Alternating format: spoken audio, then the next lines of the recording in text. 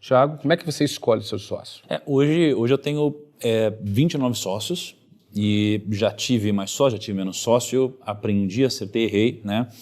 Hoje eu tenho 3 coisas que eu valorizo num sócio. Primeiro, eu acho que um sócio precisa ter resultado comprovado nessa área, né? O sócio precisa compartilhar da mesma cultura que a gente e o sócio precisa estar caminhando na mesma direção. Tá? Então, para mim, essas 3 coisas são essenciais num sócio. E eu estava refletindo enquanto o Scherto falava um pouco sobre o pensamento diferente, né? E eu acho que tem um princípio por trás disso e que eu acredito muito, que é o princípio onde os idiotas tentam vencer discussões e os não idiotas tentam vencer. Então, é muito mais proveitoso que a empresa vença do que eu ganhe uma discussão. E você querer que a empresa vença em detrimento da sua opinião é você abrir mão do próprio orgulho. E isso daqui é algo muito difícil de fazer, mas muito recompensador em conseguir, de alguma forma, né, abrir mão da sua própria opinião, enfim. Só que um aprendizado prático para mim, né, é que, na teoria, você ter pessoas que pensam muito diferente é muito bom.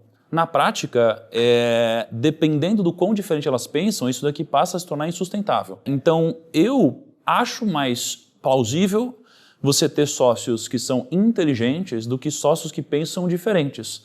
Por mais que eu tenha a convicção de que eles devem ter habilidades complementares. Então, muitas vezes, se a gente pensa diferente, as nossas discussões vão ser intermináveis pelo simples fato de a gente ter tido uma criação diferente, crenças diferentes, né? Uma teia aqui na nossa cabeça que faz com que a gente simplesmente tenha convicções completamente opostas. E a gente tem discussões sem fim. Então, o que eu acredito? Eu acredito que a gente tem que pensar muito parecido. Eu acredito que a gente tem que ter valores muito parecidos. Só que, no final das contas, a gente tem que ser muito complementar. Habilidades complementares. Exatamente. Porque imagina o seguinte, quando você tem 2 pessoas, já é muito difícil. Quando você tem 5 pessoas, já é muito difícil. Porque você tem sempre uma relação progressiva de número de interações possíveis quando você tem mais de um sócio. Então, se temos 2 sócios, eu para ele para mim. Então, são 2 interações possíveis. Se somos em 3, a gente tem eu para ele para mim, eu para ele para mim e entre eles. Então, são 6 interações possíveis. Então, cada uma pessoa que você adiciona nessa equação, você começa a ter um número cada vez mais exponencial, onde fica muito impossível de você lidar com um controle emocional que vai te fazer conseguir passar por períodos de turbulência por muito tempo. Por isso que eu acho que muitas vezes o empreendedor acaba se machucando tanto emocionalmente que, por mais que tecnicamente você seja muito bom e esteja no mercado bom, a emoção às vezes acaba te anulando. Então eu entendi que os pensamentos diferentes eles vão acontecer quando as pessoas são inteligentes, né? Acho que é natural, porque no final das contas a gente quer chegar no mesmo lugar, mas eu entendi que só os que pensam parecidos e têm habilidades complementares vão me gerar uma relação de custo emocional muito baixa perto do resultado que eu vou atingir. Não significa que todos têm que pensar igual, mas todos têm que ser inteligentes. Então, eu acho que tem um pouco dessa ponderação no meu ponto de vista. Você acha que o orgulho é inimigo da inteligência? Ou seja, o orgulho pode tornar alguém muito inteligente, até um pouco burro? Não, eu acho que o orgulho ele não é inimigo da inteligência, ele é inimigo do resultado. Porque ninguém deixa de ser inteligente com orgulho, mas as pessoas deixam de conseguir desempenhar a inteligência que tem aqui fora e transformar isso em resultado. Então, vamos refrasear. Você acredita, então, que o orgulho é inimigo do uso da inteligência? Com certeza, porque a gente tem o caminho óbvio e a gente tem o orgulho que, no final das contas, quer colocar uma opinião que, no final das contas, a gente até acha que nem é a melhor de todas em detrimento do nosso próprio ego. E acho que o empreendedor lidar com o próprio ego talvez seja uma das coisas mais difíceis que tem. Eu vejo, às vezes, empreendedores que têm tudo para dar certo, estão no mercado bom, já estão ganhando dinheiro, têm dinheiro guardado, têm um time bom e o único inimigo deles são eles mesmos. E aí já vi vários ficando no meio do caminho e cadáveres boiando por causa disso. Por causa do ego. Então, acho que é o maior inimigo do empreendedor que está no mercado bom. O orgulho é inimigo... Mais uma frase, hein? Olha aí que bacana. Frases para postar no Instagram. O orgulho é inimigo do uso da inteligência. E aliás, só para adicionar, eu acho que um dos maiores aprendizados que eu também tive com sócios é que os sócios têm que ter um nível de ego diferente. Porque quando o nível de ego ele é idêntico, né, vocês vão ter problemas. Porque vão ser duas pessoas que vão competir não em prol do que é melhor para o negócio, mas sim em prol do que vai satisfazer o seu eu interior. Né? Funciona também para um relacionamento? Imagina, você está casado há quanto tempo, Scherto? Eu há 37 anos. Imagina. Não adianta competir, vai perder. Não. Se competir, vai perder todas. Mas eu já ia perder no primeiro ano. Mas eu acho uma coisa, eu estava ouvindo aqui o Thiago falar, e acho sensacional o que ele disse, mas Assim, eu acho que uma coisa que é péssima é a arrogância. Eu acho que o empreendedor tende a ser arrogante em muitas situações.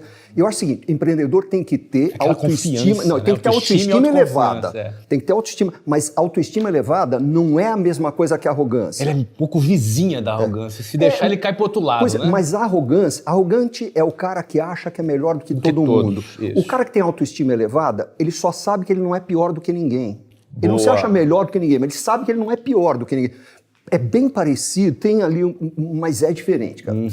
Eu sei que eu não sou pior do que ninguém. Cara. E a arrogância numa relação com um sócio? Não, é terrível. É terrível porque aí a coisa vira isso que o Thiago estava falando, vira uma queda de braço e quem sai perdendo é a empresa. Quem sai perdendo é o resultado, quem sai perdendo é o negócio. Bom, já a gente vai falar sobre conflitos, a gente vai voltar nisso. Mas deixa eu voltar aqui para a Thaís. Thaís, dá a sua visão sobre o teu critério que você acha que a gente deve usar para escolher um sócio. Então, eu faço parte de uma empresa, somos em 16 sócios hoje, somos 13 homens e 3 mulheres, e é uma sociedade de 14 anos, e nesse período a gente teve 3 saídas, o que mostra que alguma coisa que a gente faz nesse crescimento orgânico está acertada. Então, Só para explicar, desculpa, o que é uma saída para as pessoas é quando você tem um investimento... saída de um sócio, isso. Isso, exatamente. Saída de um sócio, que é um momento que mexe, né, nos pilares, faz a gente rever plano de partnership, né, o plano de remuneração dos sócios, que faz a gente rever critérios de entrada, que faz a gente rever a própria sociedade, né, e acho que uma coisa muito acertada que a gente faz é envolver todos os sócios no processo de contratação, né, de avaliação daquele novo membro. Por quê?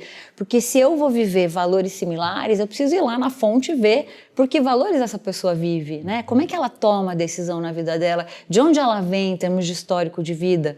SLT dificilmente vai servir para uma sociedade de empreendedores, né? Se o pilar ali da segurança é muito importante para aquela pessoa. Então, o momento de vida, eu acrescentaria em tudo que você trouxe, né?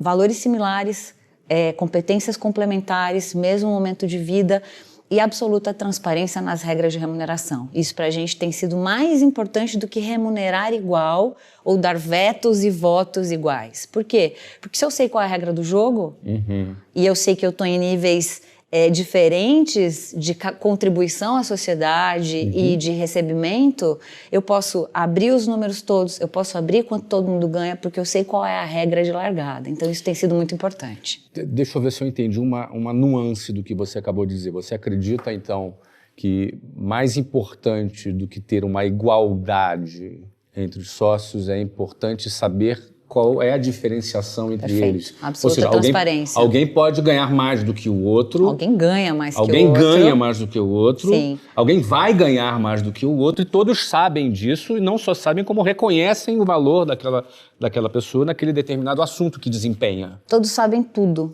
Todos Perfeito. sabem custo, todos sabem rentabilidade, todos sabem o percentual, todos sabem o recebimento. E aí é quase como se você tivesse ali na própria sociedade uma máquina, uma engrenagem do wannabe. Eu olho e falo, puxa, se eu fizer tudo isso, eu consigo estar ali. Chego lá. Né? Ou seja, essa transparência para você é um requisito para que isso Porque o que a gente funcione. aprendeu? Quando era tudo igual, os diferentes eram tratados da mesma maneira. Então, quem contribuía mais ganhava a mesma coisa. E a gente começou a construir uma sociedade de gato gordo. Perfeito. Né? Que é tudo que o empreendedor não quer. Perfeito. Né? Então, é melhor sempre Então ter não sócio. pode ser igual. Não deve Não ser. deve ser igual. Claro que cada sociedade... As competências precisam ser reconhecidas, porém, para que isso funcione bem, é preciso ter transparência.